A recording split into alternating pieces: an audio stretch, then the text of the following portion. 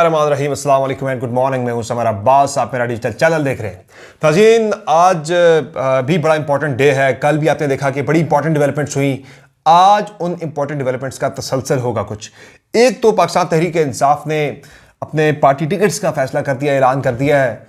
और तहरीक इंसाफ ने कुछ इंपॉर्टेंट टिकट्स की अगर मैं बात करूं तो शाहनाज़ा गुलजार को NA30 से टिकट जारी कर दिया गया है पेशावर से, और इसके अलावा यास्मीन राशिद को टिकट जारी कर दिया गया है लाहौर से, हल्का NA130 से, जहां मियां नवाज शरीफ के खिलाफ उनका मुकाबला होगा।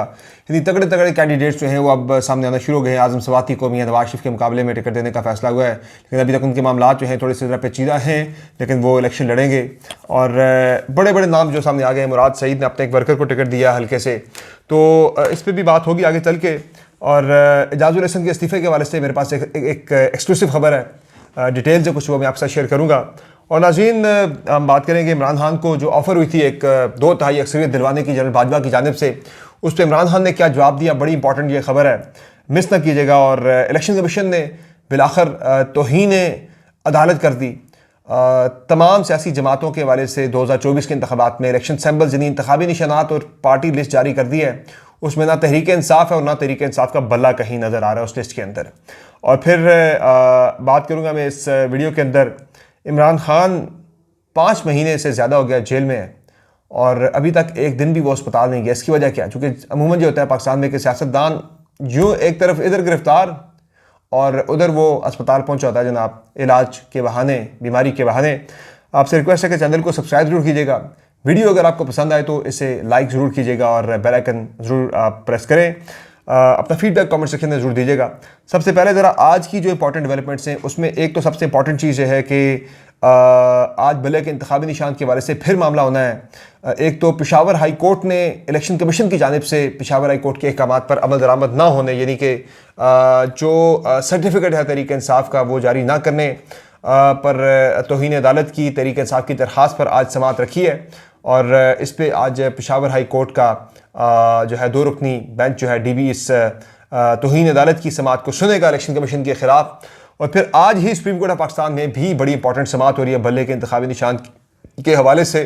जो इलेक्शन कमीशन ऑफ पाकिस्तान ने अपील की थी पेशावर हाई कोर्ट के DB यानी 2 रुकनी डिवीजनल बेंच के फैसले के खिलाफ, उस पर भी फैसला आज मुतवक्का है। चूँकि कल का दिन जो है वो आखिरी दिन है। कल इलेक्शन कमीशन ने सैम्बल्स अलॉट करने हैं तमाम सियासी जमातों को, और अभी तक जो उनकी लिस्ट है 2024 के लिए जो तैयार की इलेक्शन कमीशन ने, उसमें बल्ला या तहरीक इंसाफ कहीं भी नज़र नहीं आ रही। बाकी तमाम सियासी जमातों को के नाम और उनके जो इंतखाबी निशानात हैं वो इलेक्शन कमीशन की वेबसाइट पर मौजूद है, लेकिन बला कहीं नज़र नहीं आ रहा है। लेकिन कल जो है वो इंतखाबी निशानात इलेक्शन कमीशन ऑफ पाकिस्तान ने अलॉट करने बाज़ाब्ता तौर पर पॉलिटिकल पार्टीज़ को, और पॉलिटिकल पार्टीज़ के कैंडिडेट्स जो हैं जो अनाउंस किए गए हैं, आज उन्होंने अपने अपने पार्टी टिकट जो है वो इलेक्शन कमीशन में जमा करवाने हैं।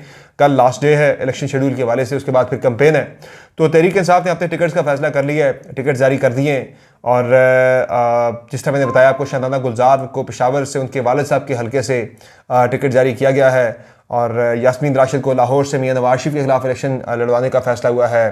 फिर जो वकील रहनुमा है सलमान अकरम राजा, वो लाहौर से इलेक्शन लड़ रहे हैं NA128 से। उनके मुकाबले में पाकिस्तान तहरीक इंसाफ के मुकाबले में नून लीग अपना बंदा विड्रॉ करते हुए वहाँ से IPP पे एहसान भी चढ़ा दिया, और वैसे भी सीट हारनी थी नून लीग ने, उन्हें नज़र आ रही थी कन्फर्म शिकस्त, इसलिए वहाँ अपना बंदा खड़ा नहीं किया। बाकी इस्लामाबाद से आमिर मुगल हो गए, शेब शाहीन हो गए, इन लोगों को टिकट जारी हो गए हैं। और बाकी मुल्क पूरे के अंदर जो डिटेल्स है वो मैं अगली वीडियो के अंदर एक पूरी डिटेल आप पसंद रखूँगा, कहाँ से किसको टिकट जारी किया गया है, किसके साथ जाती हुई तहरीक इंसाफ के अंदर टिकट के मामले पर, उस पर भी मैं बात करूँगा अगली वीडियो के अंदर।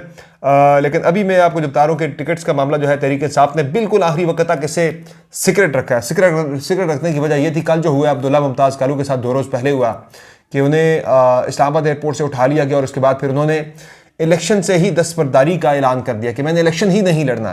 तो इन खदशात के पेश नज़र पाकिस्तान तहरीक इंसाफ ने आखिरी वक्त तक अपने पार्टी के जो कैंडिडेट्स थे, कैंडिडेट्स को इन्फॉर्म कर दिया गया शाम में, लेकिन बाज़ाब्ता अनाउंसमेंट जो है वो रोक दी गई। इसलिए रोकी गई कि जूँ उन्हें पता था कि हम बंदे अनाउंस करते जाएंगे, बंदों को उठाए जाने का सिलसिला शुरू ना हो जाए मुल्क के अंदर, और फिर उनसे टिकट से दस्तबरदारी का ऐलान ना उनके आने शुरू ना हो जाए। तो इस वजह से पाकिस्तान तहरीक साहब ने एक हिकमत अमली के तहत अपने टिकट्स की अनाउंसमेंट का मामला जो है उसे बहुत ज़्यादा एहतियात के साथ उसे डिले में रखा। लेकिन जो कैंडिडेट्स हैं उनको कह दिया गया कि आप पार्टी टिकट उठाएँ और जाके जमा करवाएँ, जाके मुतलका अपने रिटर्निंग ऑफिसर को जाके जमा करवाएं, आरओ को जाके जमा करवाएं अपना पार्टी टिकट। तो दूसरा जो मामला है जनाब एजाजुल हसन वाला, उस पर ख़बर यह है जनाब के जस्टिस एजाजुल हसन का जो इस्तीफ़ा आया है, उस इस्तीफ़ों को देखते हुए, सॉरी माफ़ कीजिएगा, जो उनका इस्तीफ़ा है उसको पढ़ के उसको देख के एक बात का अंदाज़ा भरपूर हो रहा है कि एजाजुल हसन ने जो अपना इस्तीफ़ा दिया है वो मज़ाहिर अकबर नकवी उसकी वजह नहीं है। ये मैं बड़ी अहम बात कर रहा हूँ कि कल से तासुर ये बना हुआ था कि एजाजुल हसन ने अपना इस्तीफ़ा जो है वो मज़ाहिर अकबर नकवी की वजह से दिया है, लेकिन मज़ाहिर अकबर नकवी इसकी वजह नहीं है। मेरी कुछ मज़ाहिर अकबर नकवी के करीबी ज़राए से बात हुई है और वो बिल्कुल लाइल्म थे कि जब एजाजुल हसन का इस्तीफ़ा आया, बिल्कुल लाइल्म थे कि जनाब ये इस्तीफ़ा आ गया है, ये काम हो गया है। अगर मज़ाहिर अकबर नकवी की वजह से दिया होता ये इस्तीफ़ा एजाजुल हसन ने, तो कम अज़ कम मज़ाहिर अकबर नकवी के इल्म में होता, तो उनके इल्म में नहीं था। ये मैं आपको बड़ी ज़िम्मेदारी से बता रहा हूँ कि जब ये इस्तीफ़ा अनाउंस हुआ है, मज़ाहिर अकबर नकवी के इल्म में ये इस्तीफ़ा नहीं था कि ये इस्तीफ़ा हो गया। उन्होंने भी टीवी पे जब ये खबर देखी तो उन्हें पता लगा कि एजाजुल हसन ने इस्तीफ़ा दे दिया है। अच्छा, अब इस्तीफ़े की वजह जो है मुझे जो इसमें बताया लग रही है वो कोई प्रेशर लग रहा है, कोई दबाव लग रहा है कि जिसके तहत उनसे इस्तीफ़ा लिया गया है। मैंने अपने परसों के ट्वीट में लिखा था, आपको याद होगा अगर आपने ट्वीट मेरा पढ़ा हो, कि एजाजुल हसन जो है मज़ाहिर अकबर नकवी के बाद अगला नंबर एजाजुल हसन का है और उन्हें किसी सूरत में भी चीफ जस्टिस ऑफ पाकिस्तान नहीं बनने दिया जाएगा, एड़ी चोटी का जोर लगाया जाएगा। और वो आपने देखा वो हो गया, 24 घंटे के अंदर वो हो गया जो मैंने आपको प्रोडिक्शन मैंने की थी। इस पर मेरे पास इंफॉर्मेशन थी कि अगला रेफरेंस जो है वो एजाजुल हसन के ख़िलाफ़ आएगा और उन्हें हर सूरत में चीफ जस्टिस बनने से रोका जाएगा। अच्छा, एक चीज़ जो है मैं कह रहा हूँ कि प्रेशर के तहत जो इस्तीफ़ा लिया गया है उनसे, उन्होंने इस्तीफ़ा देने का फैसला किया, कोई दबाव था, कोई ब्लैकमेलिंग हुई है या कोई दबाव आया है।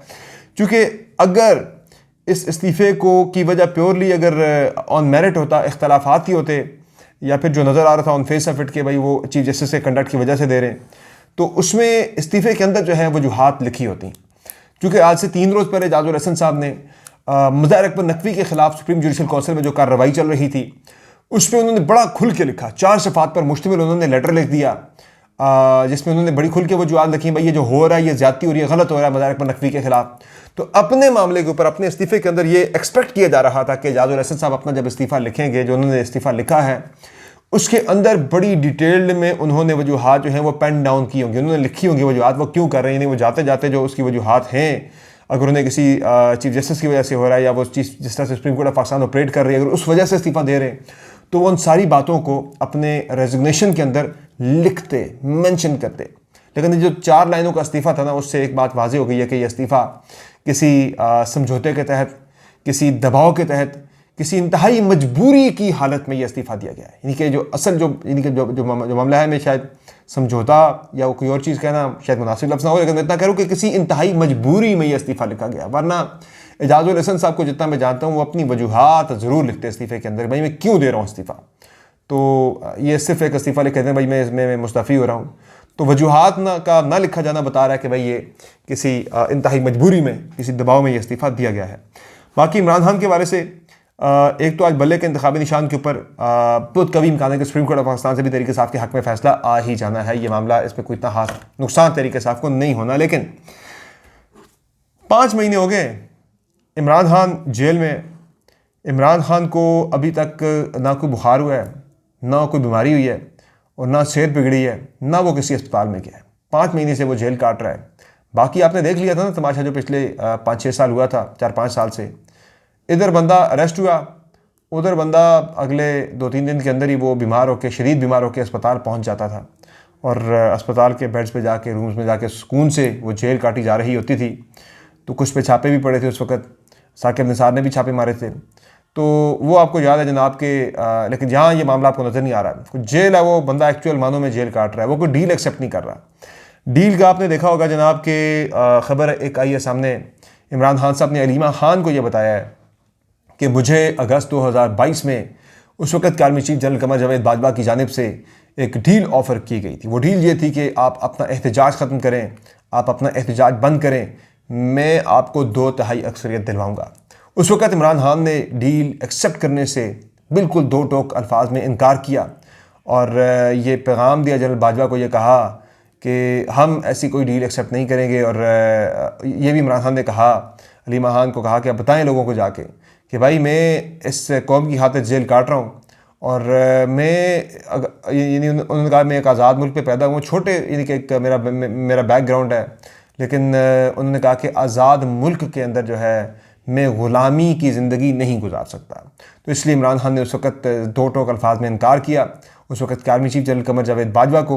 और आज भी आपने देखा है कि वो 5 महीने से जेल के अंदर डटा हुआ है, कोई डील नहीं कर रहा, किसी किस्म का समझौता नहीं कर रहा। ये इस वक्त की सूरत हाल है पाकिस्तान तहरीक इंसाफ की। बाकी नून लीग जो है वो अभी तक तमाम जो रुकावटें मियां नवाज शरीफ के सामने वो सारी की सारी ख़त्म हो गई हैं। एक जो पॉलिटिकल एंगल मैंने पिछली वीडियो के अंदर भी डिस्कस किया था, मैं उस पर ज़रा दोबारा बात करता चलूँ। नवाज शरीफ के लिए तो आसानी है, यानी कि सिर्फ इलेक्शन लड़ने तक के लिए नहीं बल्कि इलेक्शन के बाद भी उनके लिए आसानियाँ नज़र आ रही हैं कि जाजुल हसन अगर चीफ जस्टिस बनते, इतना अगर कोई शदीद धांधली ज़्यादा इलेक्शन अगर होता है पाकिस्तान के अंदर, उस पर उन्होंने नोटिस लेना था, उस पर शायद पूरे इलेक्शन को ही वो उड़ा देते। तो इलेक्शन के बाद की गारंटी भी जो है ना वो सिक्योरिटी मियां नवाज शरीफ को मिल गई अगर वो वज़ीर आज़म बनते हैं पाकिस्तान के। मंसूर अली शाह अगले चीफ जस्टिस बनेंगे।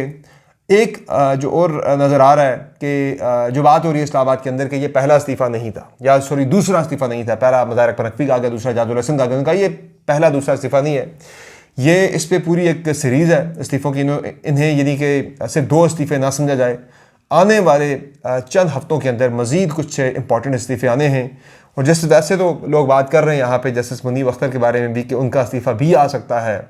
जो लाइक माइंडेड जो ग्रुप था वो अपनी जो है खुल के एहतजाजन वो मुस्तफ़ी हो रहा है, अलग हो रहा है। तो इससे सुप्रीम कोर्ट ऑफ पाकिस्तान भी ट्रबल में आ रही है। चीफ जस्टिस काजी फाइज ईसा भी ट्रबल में आ रहे हैं कि 2 दिनों में 2 जजेस ने मुस्तफ़ी होने का फैसला किया, 2 दिनों में 2 जजेस ने इस्तीफे दे दिए। तो ये मामला इतना सिंपल भी नहीं है चीफ जस्टिस के लिए भी। उनके ऊपर भी बहुत बड़ा एक सवालिया निशान लग रहा है कि भाई क्या हो रहा है, प्रेशर चीफ जस्टिस के ऊपर भी बढ़ रहा है। लेकिन PTI के लिए मेरा ख्याल है जाजुल हसन का मुस्तफ़ी होना ये कोई इतनी अच्छी खबर नहीं थी। इन्हीं से वो एक्सपेक्ट कर रहे थे कि जब ये चीफ जस्टिस बनेंगे तो शायद तहरीक इंसाफ के साथ जो होने वाली ज़्यादतियाँ हैं उनका कुछ अजाला हो सके। अब वो उम्मीद जो है वो तहरीक इंसाफ की टूट गई है। बहरहाल अगले 3-4 रोज़ के अंदर बहुत सारी इंपॉर्टेंट हैपनिंग्स होनी है और अगला जो हफ्ता है वो इस हवाले से बहुत ही इंपॉर्टेंट है। अगले 7-8 दिन में बहुत कुछ चीज़ें तय हो जानी है। इंतखाबात का होना ना होना, किस तहरीक इंसाफ का स्टेटस इंतखाबात के अंदर क्या होगा। एक खबर मैं आपको दे चुका हूँ, उस पर नज़र रखिएगा कि 15 जनवरी के बाद किसी भी वक्त जो है, सॉरी 19 जनवरी के बाद किसी भी वक्त जो है पाकिस्तान तहरीक इंसाफ को काबीना की जानिब से कलअदम करार दिए जाने की कार्रवाई शुरू हो सकती है। डिक्लेरेशन एक डिक्लेरेशन जारी हो सकता है आर्टिकल 17(2) के तहत तहरीक इंसाफ को बैन करने का। लेकिन मैं दोबारा से ये समझता हूँ कि इससे भी एक तो मामला ज़ाहिर सुप्रीम कोर्ट ऑफ पाकिस्तान में जाएगा। सुप्रीम कोर्ट ऑफ पाकिस्तान जितनी इस वक्त प्रेशर में आ चुकी है, मुझे नहीं लगता कि वो कोई इस तरह का हार्श डिसीजन कोई अगर आता है कैबिनेट की तरफ से उसे आप होल्ड करती है। मुझे लगता है कि सुप्रीम कोर्ट ऑफ पाकिस्तान इसको टर्न डाउन कर देगी जितना प्रेशर सुप्रीम कोर्ट पर बढ़ रहा है। और ये मुझे इससे भी कोई फ़ायदा होता हुआ नज़र नहीं आ रहा, या तहरीक इंसाफ को नुकसान इतना बड़ा होता हुआ नज़र नहीं आ रहा, बल्कि उल्टा इससे तहरीक इंसाफ को फ़ायदा ही होना है कि जितनी भी चीज़ें PTI के ख़िलाफ़ हो रही हैं वो सारी की सारी पाकिस्तान तहरीक इंसाफ के इमरान खान को पॉपुलैरिटी की सूरत में इनडायरेक्टली या डायरेक्टली फ़ायदा पहुँचाती हुई नज़र आ रही हैं। तो ये अपडेट्स हैं। आज अगली वीडियो के अंदर तहरीक इंसाफ के टिकटों के हवाले से मज़ीद ज़रा इन डिटेल बात करेंगे। फिर वक्त मुझे दीजिए इजाज़त, अपना बहुत ख्याल रखिएगा। अल्लाह हाफ़िज़।